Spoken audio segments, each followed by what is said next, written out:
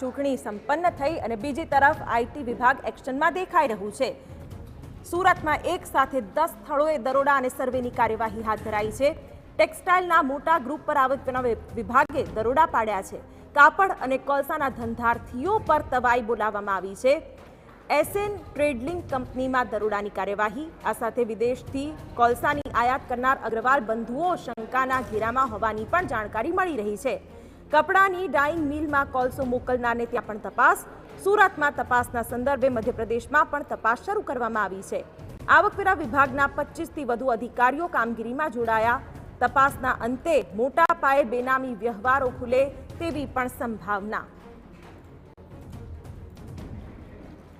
ગુજરાતની અંદર લોકસભાનું ઇલેક્શન પૂર્ણ થતાની સાથે જ ઇન્કમટેક્સ વિભાગ છે તે હરકતમાં આવ્યું છે। સુરત અને બીજા અલગ અલગ શહેરોની અંદર જે કાપડ સાથે સંકળાયેલા વેપારીઓ અને કોલસાના વેપાર સાથે સંકળાયેલા જે મોટા વેપારીઓ છે તેમની ત્યાં જે ઇન્કમટેક્સ અધિકારીઓની જે છે તે રેડ કરવામાં આવી છે। જોઈ શકાય છે કે સુરતની વાત કરીએ તો સુરતની અંદર ડુમસ રોડ ઉપર આવેલ એસન જે ગ્લોબલ જે માર્કેટ જે લિમિટેડ છે, આદર્શ જે ગ્લોબલ હબ છે તેની ઓફિસ છે, ત્યાં ઇન્કમટેક્સના અધિકારીઓ જે એસઆરપી જવાનો સાથે જે છે જે રેડ કરવામાં આવી છે। જોઈ શકાય છે કે વહેલી સવારે ઇન્કમટેક્સની 22 જેટલી જે ટીમો છે, અલગ અલગ જે કંપનીઓ છે, બીજી બાજુ જોઈ શકાય છે કે જે એસઆરપીની ટીમ છે તે ટ્રેનલ નામની જે કંપની છે તેની ઓફિસની બહાર જે છે બંદોબસ્ત ગોઠવાયો છે અને ઇન્કમટેક્સ વિભાગના અધિકારીઓ છે સતત જે સર્ચ કરવામાં આવી રહી છે। ઓફિસની અંદર જે દસ્તાવેજો છે, જે કાગળો છે તે સર્ચ કરવામાં આવી રહ્યા છે।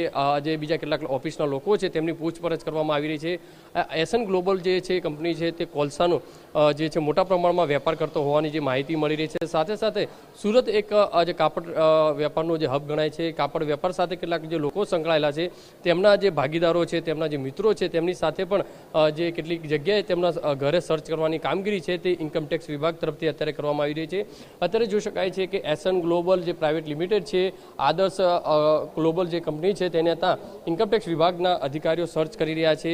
કારણ કે મોટા પ્રમાણમાં જે શંકાસ્પદ જે દસ્તાવેજો છે તે મળ્યા હોવાની જે માહિતી મળી રહી છે અને આવનારા દિવસોની અંદર ગુજરાત ઇન્કમટેક્સ વિભાગ તરફથી મોટો ખુલાસો કરી શકે છે, કેટલી બેનામી આવક છે તે પણ જાહેર કરી શકે છે। કારણ કે ઘણા જે શંકાસ્પદો જે દસ્તાવેજો મળ્યા છે, જે માહિતી મળી રહી હતી કે જે આ કંપનીઓ છે, કાપડ વેપારીઓ સાથે જે સંકળાયેલા લોકો છે, ભાગીદારો છે, બીજા મિત્ર વર્તુળ જે છે તેમના ત્યાં પણ અત્યારે ઇન્કમટેક્સના અધિકારીઓ જે અલગ અલગ જે ટીમો જે છે તે સર્ચ કરવામાં આવી રહ્યું છે।